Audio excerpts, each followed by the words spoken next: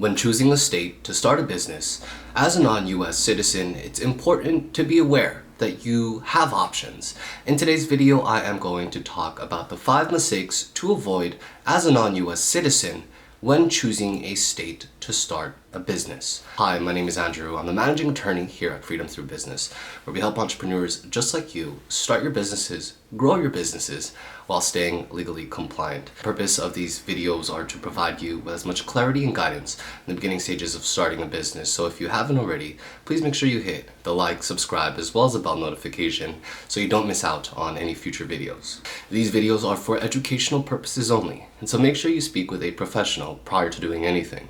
And so with that side note out of the way, let's go ahead and talk about the 5 mistakes to avoid as a non-US citizen when choosing a state to start a business.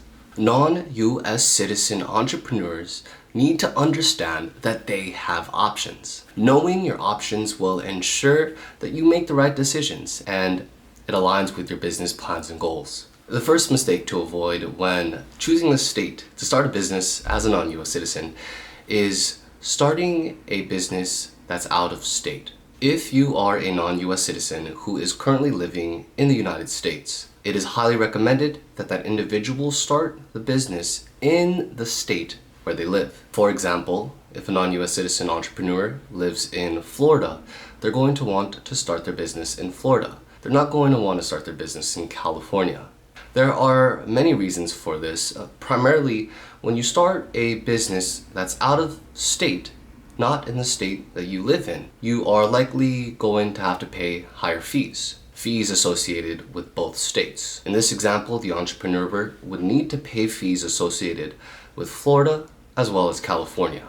The second mistake to avoid when choosing a state to start a business as a non-US citizen is understanding that if you don't live in the United States, then you have the option to choose out of any of the states. There are a total of 50 states, which means that a non-US citizen who lives overseas has the option to choose one out of the 50 states. Now, it's very important to be informed that some states provide more benefits than other states. Not all states are the same. For example, the state of Wyoming provides a lot more favorable business benefits to non-US citizens over that of its counter state California. California is not as favorable to non-US citizens when it comes to entrepreneurial endeavors. So as a non-US citizen entrepreneur, make sure that you are aware of your various options when choosing a state to start a business.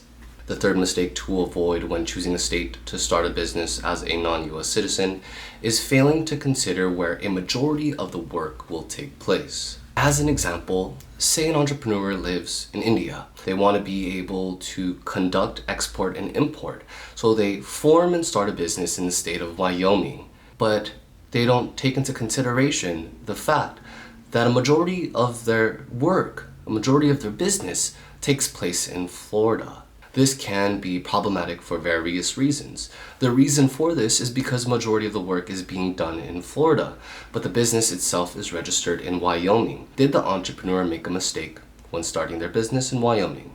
What this entrepreneur should have done is they should have taken into consideration the fact that a lot of their work will be done in Florida. Because a majority of the business work is being done in Florida, then starting a business in the state of Wyoming may not be that beneficial, because that entrepreneur is going to have to notify the state of Florida that business is being conducted. And when this occurs, that entrepreneur will now need to pay the state of Florida for engaging in business activities.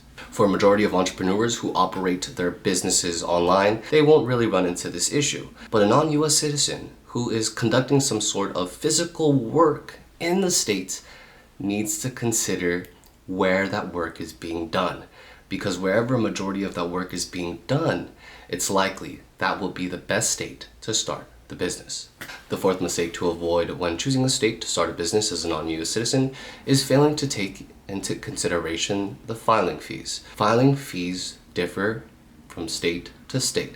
For example, in California, filing fees for an LLC is approximately $75. Other states like Texas can charge upwards of $400 for filing fees. Each state differs, and it's important to take these filing fees into consideration when choosing a state to start a business as a non-US citizen.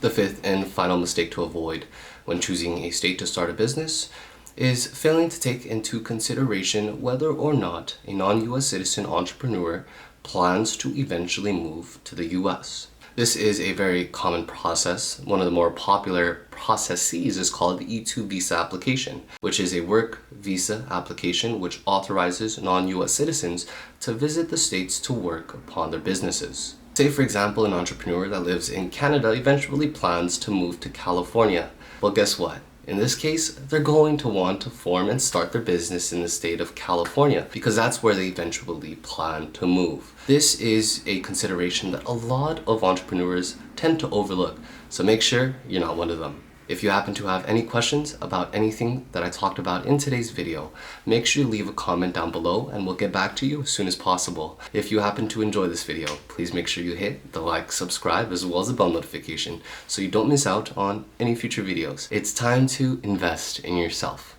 It's time to rise.